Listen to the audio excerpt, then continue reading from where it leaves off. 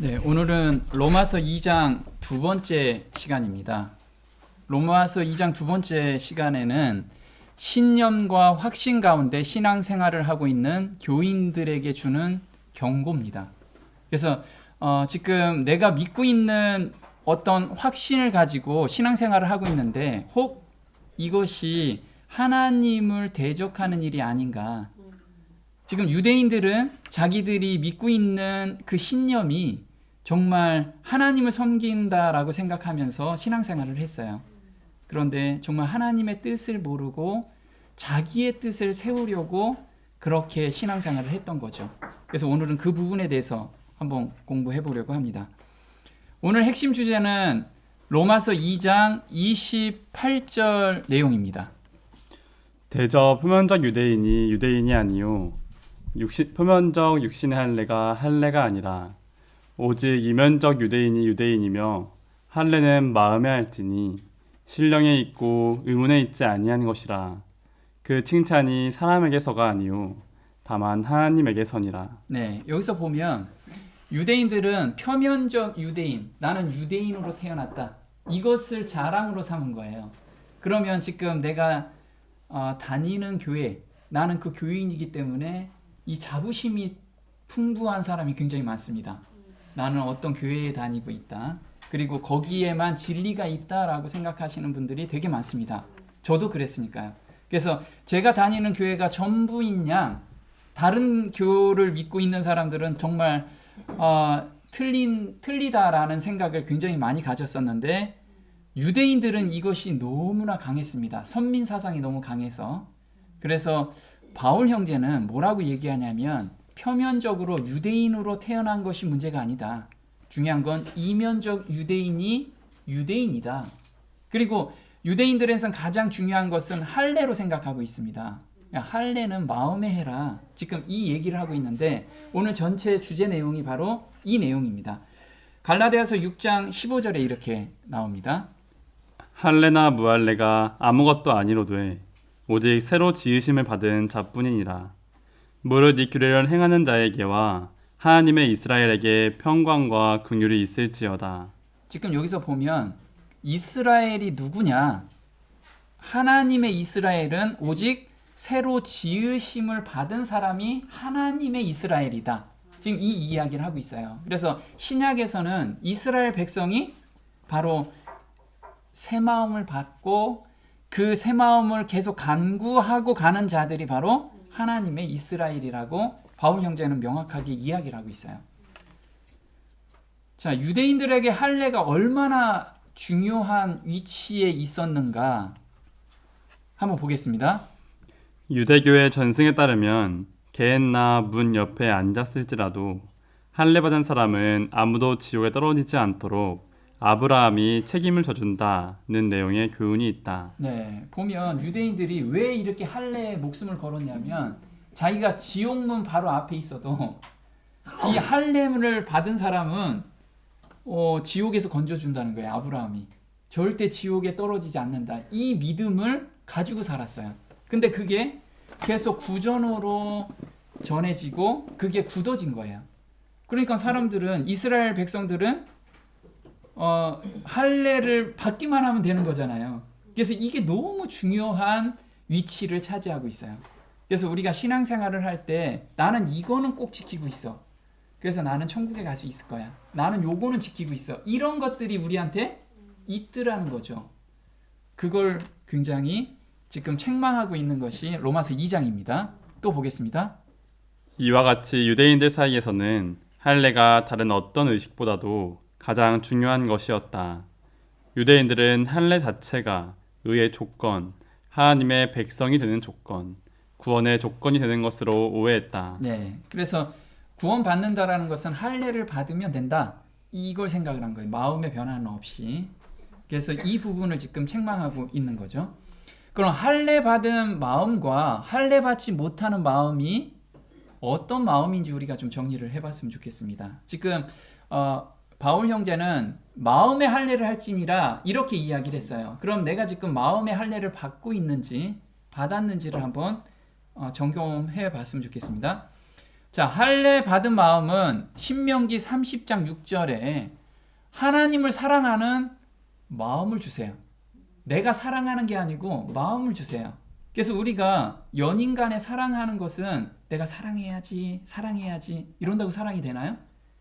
네. 한순간에 호르몬의 변화로 뿅 가잖아요. 근데 하나님께서 정말 마음의 할례를 받는 사람은 이렇게 마음에서 절로 하나님을 사랑하게 된다는 거예요. 자, 보겠습니다.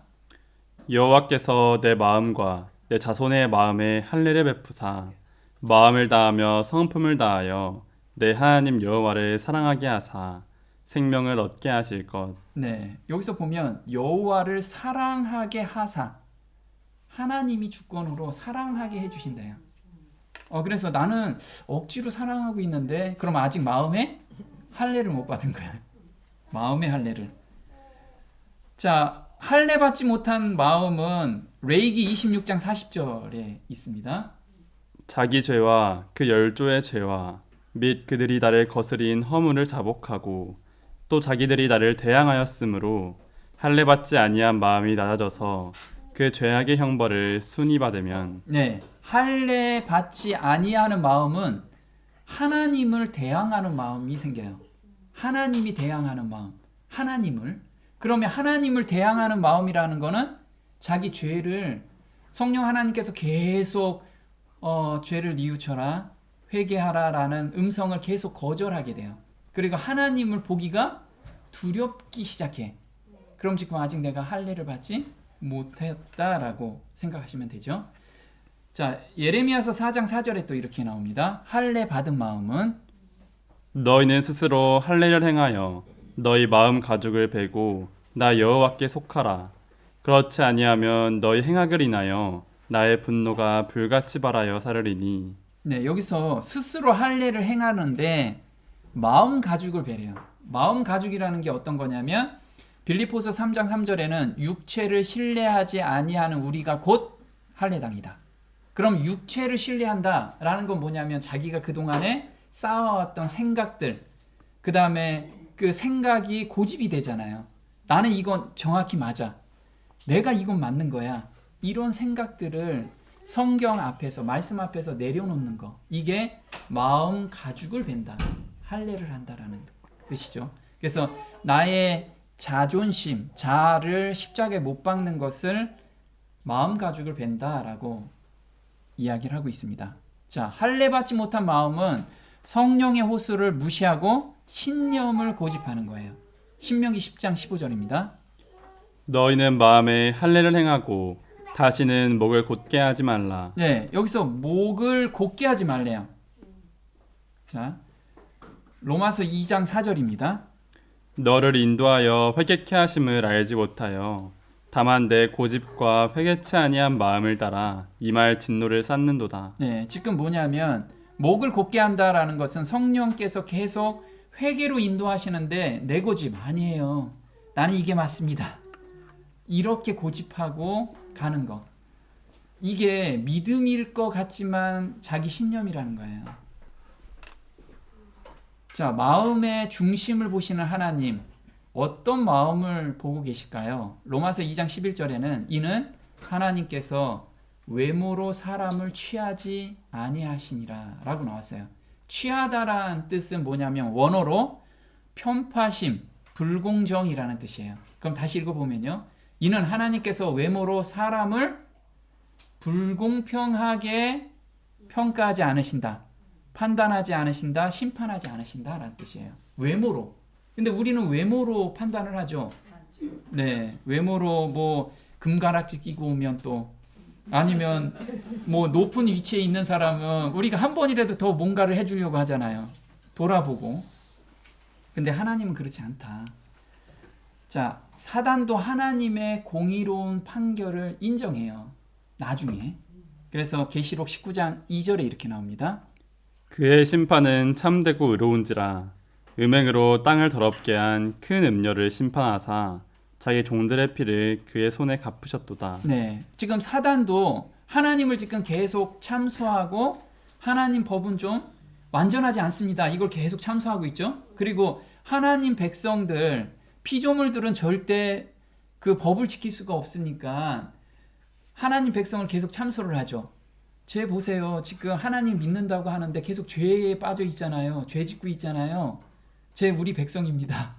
내 백성입니다. 이렇게 계속 하나님께 참소를 해요. 근데 마지막 심판 때 하나님께서 공의로운 심판은 사단도 말을 못하는 거예요. 맞습니다. 하나님이 정말 공의로우시군요. 이렇게 말하신다는 거예요. 말한다는 거죠. 한번 보겠습니다. 사안은 자기가 스스로 저지른 반역이 자신을 하늘에 살기에 부적당하게 했음을 깨닫는다. 사안은 하나님을 대적하여 싸우기 위해 자기의 능력을 단련하였다. 하늘의 순결과 평화와 조화는 그에게 가장 큰 고통을 줄 것이다. 하나님의 자비와 정의를 비난하는 사단의 소리는 이제 잠잠하여졌다. 사단이 여호와께 퍼부었던 비난은 모두 자기에게로 돌아오게 되었다. 사단은 이제 엎드려 자기가 받는 판결이 정당하다고 고백한다. 네, 사단은 지금 하나님의 자비와 정의가 이게 잘못됐습니다. 이걸 계속 비난을 했는데 결국은 하나님이 맞습니다라고 의롭다라고 사단까지 이야기한다는 거죠. 자, 사무엘상 16장 7절에는 하나님께서 외모로 사람을 판단하지 않는다라고 하는 것을 말씀을 하고 계세요. 여호와께서 사무엘에게 이르시되 그 용모와 신장을 보지 말라. 내가 이미 그를 버렸노라. 나의 보는 것은 사람과 같지 아니하니 사람은 외모를 보거니와 나 여호와는 중심을 보느니라. 네, 하나님께서는 중심을 보신다라고 많은 곳에서 이야기를 하죠. 그래서 지금 다윗을 하나님께서는 내 마음에 합한 사람이라 내 뜻을 다 이루게 하리라.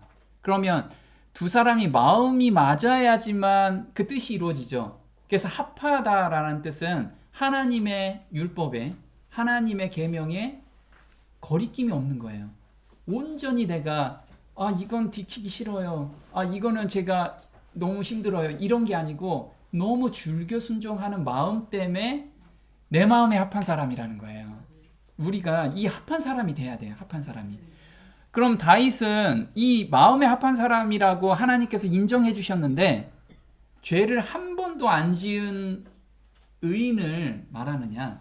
다윗이 우리가 죄를 지었을 때 회개와 헌신을 통해서 용서의 경험을 하고 있는 사람을 의미하느냐? 그래서 지금 우리가 항상 이야기하죠. 죄를 지었을 때 거기에서 좌절하지 말고 빨리 하나님께로 의지하는 사람을 마음에 합한 자라고 지금 이야기를 하고 있는 거예요. 그래서 다윗은 시편 32편에 밧세바를 범한 후에 지은 것이 시편 32편과 시편 51편이에요. 그래서 한번 보겠습니다. 내가 이르기를 내 허물을 여호와께 자복하리라 하고 주께 내 죄를 아뢰고 내 죄악을 숨기지 아니하였더니 곧 주께서 내 죄의 약을 사하셨나이다. 이로 인하여 무릇 경건한 자는 주를 만날 기회를 타서 주께 기도할지라. 진실로 홍수가 범람할지라도 저에게 미치지 못하리이다. 주는 나의 은신처이오니 환난에서 나를 보호하시고 구원의 노래로 나를 애우시리이다. 네, 지금 다윗이 엄청난 죄를 범했는데 6절에 뭐라고 나오냐면 경건한 자라고 나와요. 그렇게 죄를 범했는데도 경건한 자라고 그래.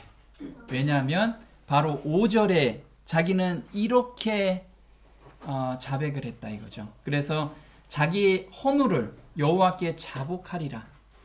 주께 내 죄를 아뢰고 내 죄악을 숨기지 아니한 자. 그래서 하나님께서 악을 사하는 이게 용서의 경험, 새 마음의 경험을 받은 자가 경건한 자라는 거예요. 우리는 이 경건한 자가 되는 자리에 항상 서 있어야 돼요. 마음에 합한 자라는 거예요. 마음에 합한 자.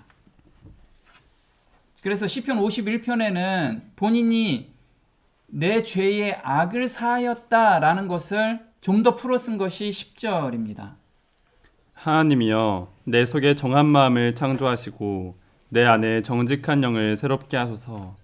주의 구원의 즐거움을 내게 회복시키시고 자원하는 심령을 주사 나를 붙드소서. 네, 그래서 다윗은 자기가 자복하고 숨기지 아니할 때 하나님께서 정한 마음으로 창조해 주시고 정직한 영을 자기 마음속에 새롭게 해 주셨어요. 그래서 12절에 보니까 주의 구원의 즐거움을 내게 회복시키시고 그 죄 가운데서 용서함의 경험을 받으니까 구원의 즐거움이 회복이 된 거예요. 그래서 자원하는 심령으로 다른 사람한테 하나님의 그 사랑의 마음을 전하고 싶었던 거예요. 자기와 같이 이 죄인이 이렇게 용서함을 받는다. 이 즐거움으로 사람들한테 정말 죄 가운데서 얽매이지 마라. 하나님께 빨리 자복해라. 이걸 지금 다윗은 이야기를 하고 있는 거죠. 그럼 율법을 행한다는 의미는 무엇인가? 로마서 2장 13절입니다. 하나님 앞에서는 율법을 듣는 자가 의인이 아니요 오직 율법을 행하는 자라야 의롭다 하심을 얻으리니. 여기서 보면요. 율법을 듣는 자가 의인이 아니요 오직. 이 오직이라는 단어는 이거 하나밖에 없다라는 뜻이죠. 율법을 행하는 자래요. 예전에는 제가 이거 들었을 때 야, 율법주의 아니야? 이렇게 생각했어요. 율법주의. 그래서 율법을 행한다는 게 율법주의라고 생각하는데 율법이 죄인을 의롭게 만드는 것이 아니라, 잘 보세요. 율법이 죄인을 의롭게 만드는 게 아니에요. 그래서 내가 율법을 지켜서 의로운 사람이 된다는 게 아니라는 거죠. 그리스도의 의를 받아 율법을 행하는 사람이 율법과 일치하기 때문에, 율법과 일치하는 삶을 살기 때문에 누구의 마음을 주셔서? 그리스도의 마음을 주셔서. 그래서 이게 내가 그리스도의 마음을 받지 않고 율법을 행하면 율법주의, 그리고 마음을 받아서 그 마음의 이끌림으로 율법을 행하면 그게 은혜로서 율법을 지키는 자라는 거죠. 자, 야고보서 1장 22절에 이렇게 나옵니다. 너희는 도를 행하는 자가 되고 듣기만 하여 자신을 속이는 자가 되지 말라. 누구든지 도를 행하지 아니하면 그는 거울로 자기의 얼굴을 보는 사람과 같으니 제 자신을 보고 가서 그 모양이 어떠한 것을 곧 잊어버리거니와. 여기서 보면 율법은 어떤 역할을 하냐면 거울의 역할을 한다고 지금 이야기를 하고 있습니다. 그래서 내가 지금 거울을 보면 어디에 뭐가 묻었는지를 볼 수가 있잖아요. 그래서 자꾸만 하나님의 말씀을 읽으면 읽을수록 나의 품성에 죄된 품성들이 자꾸만 보이는 거예요. 이게 바로 율법의 역할이라는 거죠. 그럼 우리가 그렇게 보여주시면 우리가 빨리 다윗처럼 헌신, 솔직하게 하나님께 고해라. 그럼 하나님께서 그걸 말갛게 씻어주신다는 거죠. 그래서 레위기 18장 5절에 이렇게 나옵니다. 너희는 나의 규례와 법도를 지키라. 사람이 이를 행하면 그로 인하여 살리라. 나는 여호와니라. 여기서 규례와 법도를 들어라, 믿어라 이렇게 얘기 나온 게 아니고요. 행하래, 행하면 살리라. 예전에는 이것을 정말 율법주의로만 제가 굉장히 많이 생각을 했어요. 근데 정말 하나님의 마음을 받으면 즐겨 순종하는 마음이 절로 생겨요. 지금 우리는 그 마음을 계속 간구해야 돼요. 또 보겠습니다. 유대인들은 성경을 소유하고 있었다. 그들은 말씀을 피상적으로밖에 알고 있지 못하면서 자신들이 영생을 얻었다고 생각했다. 네. 근데 유대인들은요, 율법을 철저히 지켰어요. 맞나요? 굉장히 철저히 지켰습니다. 그런데 율법을 행하지 않았다라고 이야기를 하고 있어요. 또 유대인들은요, 안식일 철저히 지키고요, 11조 철저히 내고, 그 다음에 할례 철저히 받고, 하나님께서 하라는 율법은 철저히 지켰는데 왜 행하지 않았다라고 지금 바울은 이야기를 하고 있는 거예요. 그거는 아까 마음을 받지 않고 자기 의로 했기 때문에 그렇다라는 거죠. 누가복음 18장 11절입니다. 바리새인은 서서 따로 기도하여 가로되 하나님이여 나는 다른 사람들 곧 토색, 불의, 간음을 하는 자들과 같지 아니하고 이 세리와도 같지 아니함을 감사하나이다. 나는 일에 2번씩 금식하고 또 소득의 11조를 드리나이다 하고. 네, 지금 이 바리새인은 뭐라고 얘기하냐면 하나님 저는요 토색하지도 않았고요 불의도 안 했습니다. 간음도 하지 않았어요. 그리고 일주일에 2번은 저는 꼭 금식했고요. 그 다음에 소득의 11조 철저히 냈습니다. 율법 정확히 지킨 사람이잖아요. 우리도 이렇게 지금 삶을 살고 있지 않은가. 나는 누구를 위해서 뭐 했고요. 나 하나님 이름으로 봉사도 많이 했고요. 지금 이렇게 자랑하고 있지 않는가. 자기 혼자서, 자기 만족으로. 이게 멸망으로 가는 지름길이라는 거예요. 자, 마가복음 10장 19절에 이렇게 나옵니다. 내가 계명을 안 하니 살인하지 말라, 간음하지 말라, 도둑질하지 말라. 여짜오되 선생님이여, 이것은 내가 어려서부터 다 지키었나이다. 네, 이 사람은요, 어려서부터 율법을 철저하게 지켰어요. 계명을 아는 대로 살인하지도 않고 간음하지도 않고 도적질하지도 않았어요. 이렇게 유대인들은 자기가 들은 율법에서 어려서부터 철저히 지켰다라는 거예요. 근데 로마서 10장 1절에 이렇게 나옵니다. 이스라엘을 위함이니 곧 저희로 구원을 얻게 함이라. 내가 증거하노니 저희가 하나님께 열심히 있으나 지식을 쫓은 것이 아니라 하나님의 의를 모르고 자기 의를 세우려고 힘써 하나님의 의를 복종치 아니하였느니라. 네, 지금 유대인들의 그 철저히 율법을 지켰는데 너희들이 하지 않은 거다라고 한 답을 로마서 10장에서 준 거예요. 뭐가 있냐면 너희가 하나님께 열심히 있으나 지식을 쫓은 것이 아니라 하나님의 의는 모르고 자기 의를 세우려고 힘써 하나님의 의를 복종치 않았다. 그래서 너희 힘으로 한 거야. 너희 너무 힘들지 않냐. 그 자기 의를 세우려고 나 이거 했으니까 뿌듯한 마음 이런 걸 했다라는 거예요. 그래서 그것이 어떤 거냐면 하나님의 의를 복종치 아니하였는데 그 앞에 힘써라고 나왔어요. 힘써. 내가 내 의로 하면 할수록 하나님의 의는 점점 부인하고 있다라는 거예요. 그 하나님의 의는 믿음으로 말미암는 의예요. 하나님의 말씀과 예수님의 마음을 받는 그 마음으로 한다는 거예요. 모든 것이. 자, 율법 없는 이방인은 양심이 증거가 된다. 지난번에 한번 했죠. 자, 로마서 2장 14절입니다. 율법 없는 이방인이 본성으로 율법의 일을 행할 때는 이 사람은 율법이 없어도 자기가 자기에게 율법이 되나니 이런 이들은 그 양심이 증거가 되어 그 생각들이 서로 혹은 송사하며 혹은 변명하여 그 마음에 새긴 율법의 행위를 나타내느니라. 네, 그래서 율법 없는 이방인들은 본성으로 양심에 따라서 산다는 거예요. 양심이 자극을 준다는 거죠. 근데 이 양심도 예수님께서 계속 준다는 거예요. 한번 보겠습니다.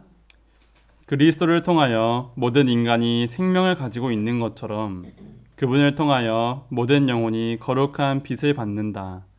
지적인 능력뿐 아니라 영적인 능력, 옳은 것에 대한 인지, 선에 대한 갈망이 모든 사람의 마음에 존재한다. 네, 지금 예수님을 믿지 않는 자들도 이 양심은 계속 성령 하나님께서 계속 준다는 거예요. 그래서 어디까지 인도케 하냐면 회개케 하는 데까지. 그럼 이 양심이 언제 하나님과 일치가 되느냐? 그게 바로 거듭났을 때 일치가 된다는 거예요. 그래서 범죄함으로 타락하여 비록 훼손되었지만 양심은 하나님의 형상에 남아있는 흔적이다.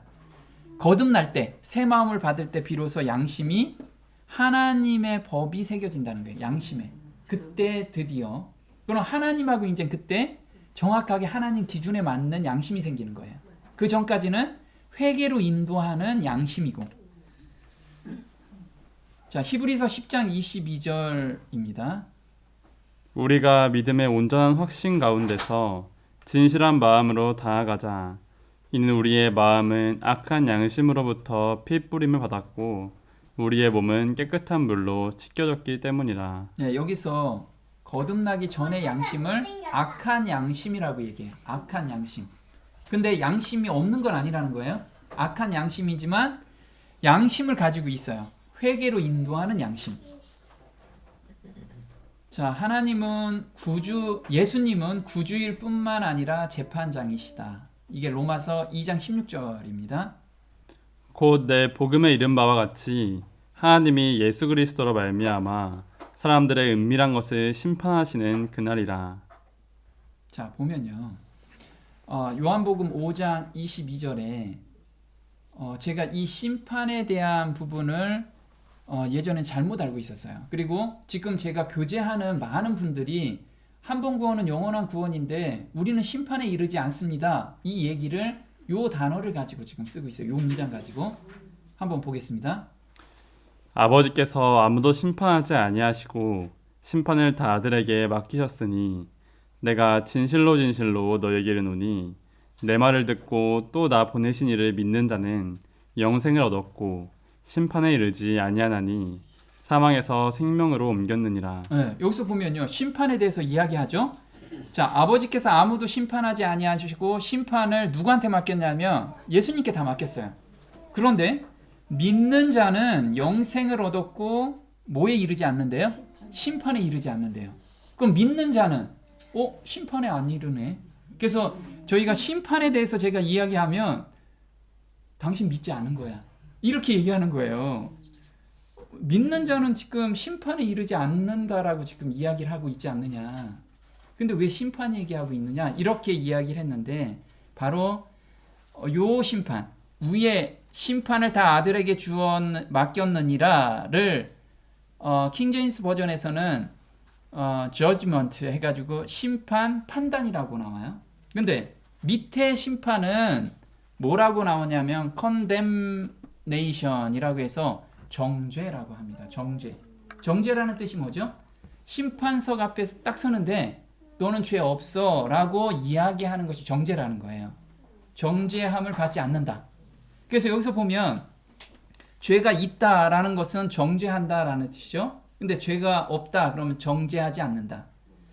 그러면 믿는 자는 영생을 얻었고 정죄에 이르지 아니하나니 이렇게 읽어야 되는 거예요. 정죄에 이르지 않는. 자, 히브리서 9장 27절에는 선인과 악인은 모두 다 심판을 받게 돼 있어요. 심판대 앞에 서게 돼 있다라는 거죠. 한번 보겠습니다. 한 번 죽는 것은 사람에게 정하신 것이요 그 후에는 심판이 있으리니. 네, 한 번 죽는 것은 사람에게 정한 것인데 그 후에는 반드시 다 심판이 있겠다라는 거예요. 심판이. 그래서 우리는 다 심판대 앞에 선다라는 거죠. 심판대 앞에 서. 근데 오늘 내가 죽으면 심판대 앞에 서잖아요. 우리는 항상 그 생각을 해야 돼요. 오늘 내가 죽었을 때 심판대 앞에 섰을 때 이 정죄함을 받지 않아야 되겠죠. 자, 정죄함을 받지 않는 것을 로마서 8장 1절에 이렇게 써 있습니다. 그러므로 이제 그리스도 예수 안에 있는 자들에게는 결코 정죄함이 없나니 그들은 육신을 따라 행하지 아니하고 성령을 따라 행하느니라. 예, 여기서 보면 정죄함, 요 정죄함이 condemnation. 아까 심판 위에 심판 있죠. 그 심판이 정죄하다라는 뜻과 요 정죄함에 대한 영어 단어가 똑같은 거예요. 그러면 그리스도 예수 안에 있는 자에겐 결코 정죄함이 없대요. 그냥 정죄함이 없다라고 쓴 게 아니고 결코 정죄함이 없는데 왜 없어요? 오늘 어떻게 살면 정죄함이 없는 거죠? 그들은 육신을 따라 행하지 아니하고 성령을 따라 행하느니라. 오늘 이 가운데 있는 자만이 정죄함을 받지 않게 돼 있어요. 심판대 앞에 서는데 정죄함을 받지 않는다. 그러면 내 자에서 올라오는 것을 십자가에 못 박고 성령의 음성에 내가 오늘 순종하는 거. 순종이 안 될 때는 어떻게 해야 돼요? 헌신해야죠. 헌신 기도로 매 순간 사는 사람들이 정죄함을 면한다는 거예요.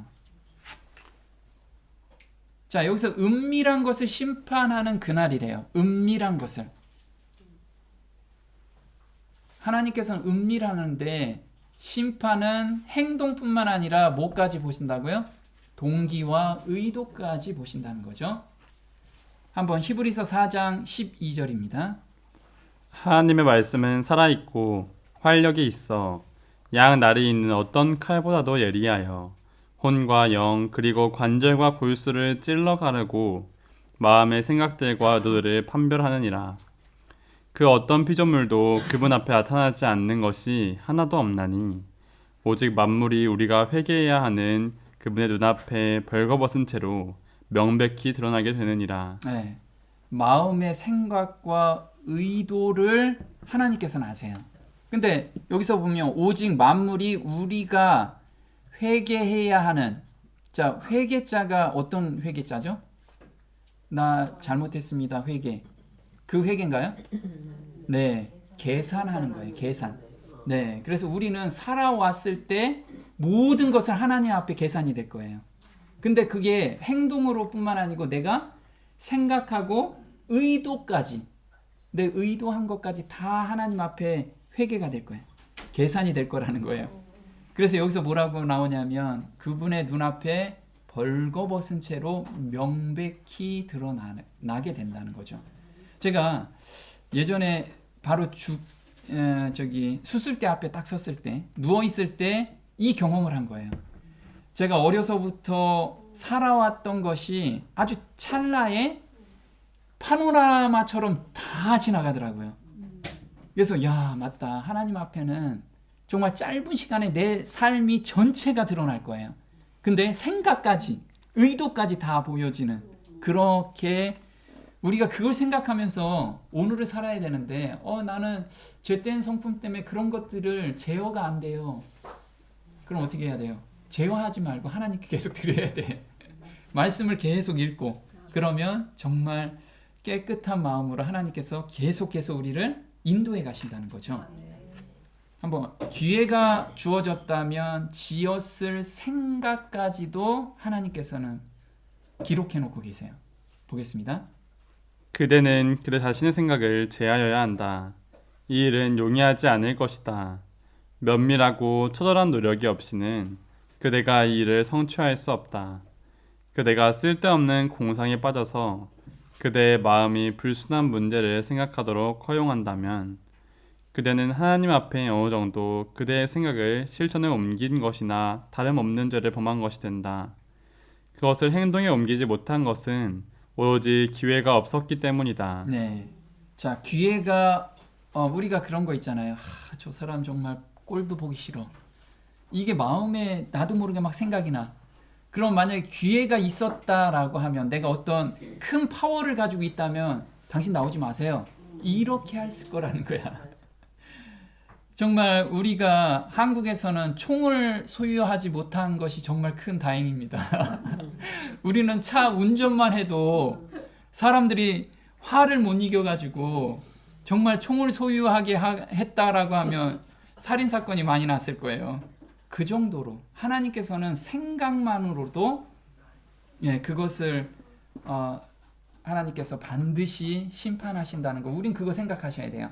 그럼 여기서 뭐라고 이야기하냐면 생각을 제하여야 한다, 버려야 되는데 이 일은 정말 용이하지가 않대요. 얼마나 철저하게 노력해야 된대요.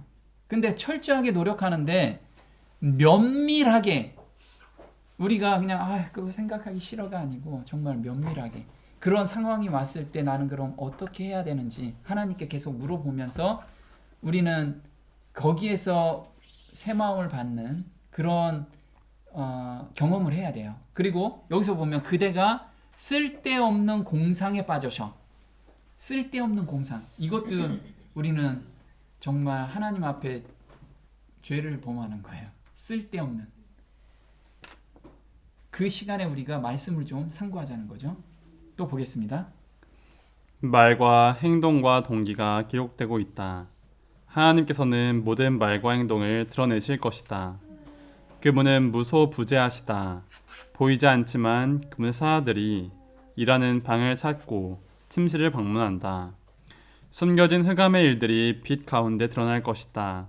마음의 생각, 의도, 목적들이 드러날 것이다.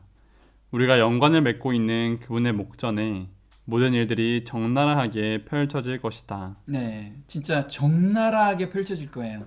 근데 말과 행동과 동기가 지금 다 기록되고 있대요. 이거 너무 무섭지 않아요? 네. 근데 예전엔 제가 너무 무서운 거, 이게.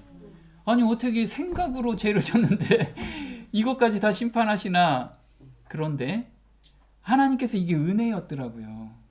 그래서 제가 생각날 때마다 하나님하고 계속해서 관계 갖는 거, 하나님께 기도하면서 순간순간 제가 헌신기도 했을 때 그 마음, 그 생각까지 바꿔주시더라는 거예요. 그래서 야, 하나님께서는 내 마음을 지금 정한 마음으로 바꿔주시기 위해서 이 세심하게 하시는구나. 만약에 일이 이렇게 바꿔지지 않은 마음을 가지고 천국에 갔어요. 천국은 영원히 살 곳인데 거기에서 생각이 약간만 잘못된 생각이 들어오고 잘못된 생각에서 말을 하잖아요. 그때는 말하면 반드시 이루어지는 세상이거든. 엉뚱한 일이 발생하면 안 되잖아요. 그래서 하나님께서는 지금 우리한테 훈련하는 과정이라는 거. 그래서 우리가 지금 생각하는 것과 또 행동하는 것, 그리고 공상으로 생각하는 것, 이런 것도 다 우리는 조심해야 되겠다는 거예요. 근데 조심한다고 조심되나요? 안 돼요. 그래서 어떻게 해야 된다? 항상 말씀을 읽고 말씀을 상고할 때 이 모든 것이 없어진다는 거예요. 그래서 거룩한 삶이라는 것은 내가 거룩하게 살아야지 한다고 거룩하게 사는 것이 아니라는 거죠. 거룩하신 분은 하나님 한 분밖에 안 계세요. 하나님을 항상 내가 생각하고 하나님의 임재를 경험할 때 거룩한 삶이라는 거예요. 그래서 우리는 행동을 바꾸려고 하는 게 아니고 하나님을 나한테 영접하는 거, 하나님을 그 일에 내가 몰두하면 자연스럽게 거룩한 삶이 된다는 거. 우린 그걸 잊지 않았으면 좋겠습니다. 오늘 여기까지 하겠습니다.